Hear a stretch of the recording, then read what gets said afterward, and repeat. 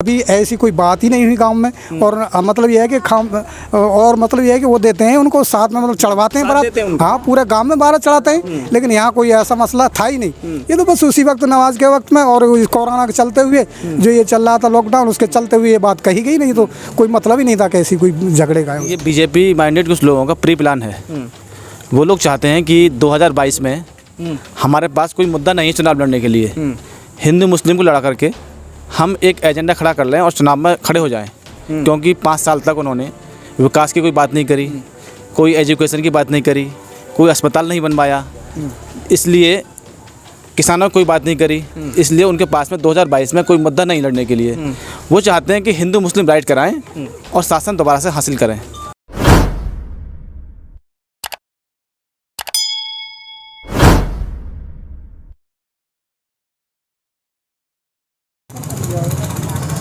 मैं इस वक्त बात कर रहा हूं इस मस्जिद के मौज़िन से जो उस पूरे वक्त मौजूद थे और सारा मामला जिनकी आंखों के सामने हुआ है उन्हीं से जानते हैं और आपको बताते हैं कि आखिर उस वक्त क्या हुआ और किस तरह से ये विवाद इतना बढ़ गया। आपका नाम सबसे पहले जानना चाहेंगे। मेरा नाम मोहम्मद सुलेमान है जी। सुलेमान साहब, सवाल ये है कि किस वक्त का ये पूरा मामला है, किस दिन का मामला है और क्या उस वक्त एग्जैक्ट बिल्कुल हुआ था, वो आप हमारे देखने वालों को बताइए। जी। ये असर की नमाज़ का टाइम था, करीब 5-5:15 बजे का, और लॉकडाउन चल रहा था हमारे यहाँ। और मतलब ये है कि बीमारी तो चली रही है जी जी। और उसके चलते हुए कम सैकड़ों की तादाद में यहाँ लोग इकट्ठा हुए और बारात मतलब निकाली गई। और इनके मना करने पर कहा को भाई बीमारी का टाइम है, अपने हिसाब से ना तो मॉस्क लगे हुए थे किसी के भी ना हुई। और यहाँ मतलब ये है कि हमारे मस्जिद पर भी चढ़े हुए थे, इधर वो चबूतरा है। और मतलब ये है कि नमाज के वक्त हो रहा था, हज़ार खान को भाई थोड़ी देर के लिए इसे बंद कर लो या आगे बढ़ा लो। भाई ये इतना कहा, थोड़ा सा मतलब ये है कि लोग जो को करके नहीं वो आगे बढ़ा दिया उनको, भाई आगे बढ़ लो, आगे जाकर खूब बजाओ, पूरे गांव बजाओ, पूरे गांव में बारात निकलती है, कोई मना नहीं करता। बस ये नमाज का टाइम था, बस इसलिए रिक्वेस्ट है आपसे थोड़ी देर के लिए बंद कर लीजिए, बस ये मामला था। और यहाँ से वो चली भी गए, लेकिन उसके बाद में ये क्या षड्यंत्र रचा, ये तो बस ये कि वो ही जानते हैं किस तरीके से षड्यंत्र रचा गया। अच्छा, आपने मना करने के बाद फिर मारपीट नहीं की? नहीं, मारपीट कुछ नहीं हुई, यहाँ ना कुछ हुआ, बस ये मोहब्बत से जो हो गया ना, भाई आप ले जाओ आगे बढ़ा लो, बस इतना हुआ। बाकी बाद में मतलब ये कि इन्होंने कोई षड्यंत्र रचा गया वहाँ मुसलमानों के खिलाफ, जो भी कुछ हुआ और वो आपके सामने है। अच्छा, अगर वो लोग कम तादाद में हैं आपके गांव में तो आप उन्हें परेशान करते हैं, आप उनके साथ बदतमीज़ी करते हैं, आप उनकी बारातें नहीं चढ़ने देते, आप लोग धमकी देते हैं कि हम बारात नहीं चढ़ने देंगे, ऐसी खबरें आ रही हैं, आपका क्या कहना है? ऐसा कुछ नहीं है, हमारे गांव में खूब अच्छी तरह से मतलब बारातें चढ़ती हैं इन लोगों की, अपनी भी सब तरह की, कभी ऐसी कोई बात ही नहीं हुई गांव में। और मतलब ये है कि और मतलब ये है कि वो देते हैं उनको साथ में, मतलब चढ़वाते हैं बारात। हाँ, पूरे गांव में बारात चढ़ाते हैं, लेकिन यहाँ कोई ऐसा मसला था ही नहीं। ये तो बस उसी वक्त नमाज के वक्त में और कोरोना के चलते हुए जो ये चल रहा था लॉकडाउन, उसके चलते हुए ये बात कही गई, नहीं तो कोई मतलब ही नहीं था कि ऐसी कोई झगड़े का है उसका। असदुद्दीन ओवैसी की पार्टी के एक नेता कह रहे हैं कि हम बारात नहीं चढ़ने देंगे, अगर अजान होगी तो साथ देंगे उनका आप? हम उनका साथ बिल्कुल नहीं देंगे।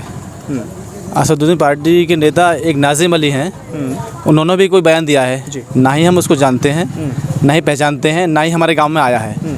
अगर हमारे गांव में ऐसे लोग आने की कोशिश करेंगे तो हम उनको जूतों से मारेंगे।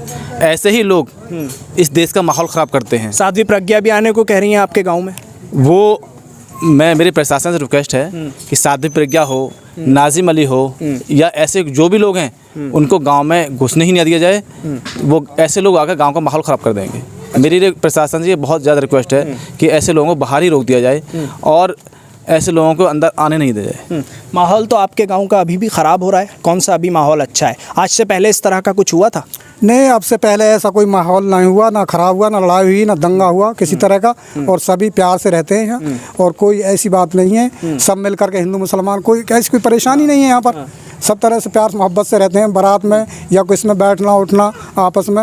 और अब भी है, अब भी बातचीत हो रही, बैठ उठ रहे हैं लोग बाग, अब भी ऐसी कोई दिक्कत नहीं है। अच्छा, लोगों तो को मोहब्बत है। प्यार से समझाया था उन लोगों को कि ये डीजे मत बजाओ, यहाँ पर अजान हो रही है, या डायरेक्ट एक आक्रामक रूप इख्तियार कर लिया था, या डांट डपट और बदतमीजी मारपीट शुरू की थी? नहीं, वो बात हो रही थी और आप मान भी गए थे, बोलो ठीक है भाई कोई बात नहीं है। कुछ लोग मतलब ऐसे शरारती तत्व थे जो उन्होंने मतलब ये है कि उसको भड़काने की कोशिश की और मतलब गाली गलौज बाकी और कुछ नहीं। और आकर कर यहाँ से चली भी गए वो। उसके बाद में ये जो हंगामा रचा गया। तो ये नौबत कैसे आ गई कि मकानों के बाहर लिख दिया गया कि हमारा मकान बिकाऊ है, हम इतने परेशान आ चुके हैं मुसलमानों से? ये मैंने पहले बताया था कि ये बीजेपी माइंडेड कुछ लोगों का प्री प्लान है। वो लोग चाहते हैं कि 2022 में हमारे पास कोई मुद्दा नहीं है चुनाव लड़ने के लिए, हिंदू मुस्लिम को लड़ा करके हम एक एजेंडा खड़ा कर लें और चुनाव में खड़े हो जाएं। क्योंकि 5 साल तक उन्होंने विकास की कोई बात नहीं करी, कोई एजुकेशन की बात नहीं करी, कोई अस्पताल नहीं बनवाया, इसलिए किसानों की कोई बात नहीं करी, इसलिए उनके पास में 2022 में कोई मुद्दा नहीं लड़ने के लिए। वो चाहते हैं कि हिंदू मुस्लिम राइट कराएं और शासन दोबारा से हासिल करें। ठीक है, लेकिन इस बार ऐसा होगा नहीं, क्योंकि सारे लोग, हिंदू भी मुसलमान भी, सब लोग उनकी चाल को समझ चुके हैं।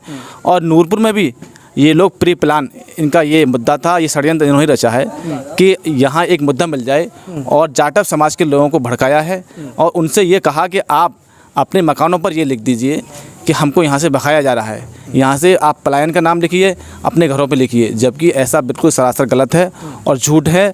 आप जाके उस जाटव समाज से पूछ लीजिए कि कोई भी मुस्लिम समाज का आदमी ये कहने गया हो या इस मामले में उनसे मिला हो कि आप यहाँ से चले जाइए। ये चैनल जो दिखा रहे हैं, हिंदुस्तान चैनल और नेशनल चैनल, ये सारी बातें बिल्कुल झूठ हैं, अफवाह हैं। ठीक है, आपसे ये जानना है आखिरी सवाल कि उस वक्त इमाम साहब भी यहाँ मौजूद रहे होंगे, इमाम साहब की तरफ से क्या स्टेप लिया गया, क्या कदम बढ़ाया गया इस चीज़ को रोकने के लिए? नहीं, इमाम साहब तो ये है कि कुछ नहीं, वो तो मतलब नमाज का वक्त था तो वो अंदर थे। बाकी जो मतलब ये है कि बाहर जो लोग थे ना कि भाई ये अजान का टाइम हो रहा है, नमाज का टाइम हो रहा है, मतलब ये कि आप आगे बढ़ जाइए या थोड़े वो आगे बढ़ा करके मतलब ये बजा लीजिए, कोई दिक्कत नहीं है भैया। और कुछ नहीं, इमाम साहब ने मतलब ये कुछ नहीं, वो तो अंदर मस्जिद में थे। ठीक है, बहुत शुक्रिया आपका बात करने के लिए।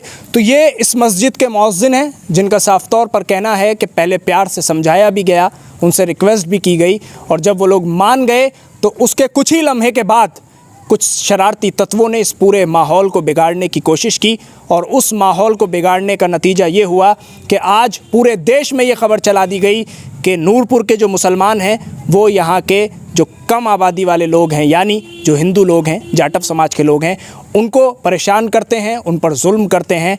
हालांकि ग्राउंड रिपोर्ट कुछ और ही है, हकीकत कुछ और ही है। नेशनल मीडिया को तो आप अच्छे से जानते ही हैं कि कैसे राई का पहाड़ बनाने की पूरी तैयारी करके वो लोग स्टूडियो में बैठते हैं और आप तक पहुंचाते हैं और आप उस पर यकीन भी कर लेते हैं। लेकिन हम ग्राउंड पर पहुंचकर आपको सच्चाई बताते हैं, आपको दिखाते हैं कि आखिर इस पूरे माहौल का ज़िम्मेदार कौन है, किसने इसे क्रिएट कराया और कैसे ये माहौल बना।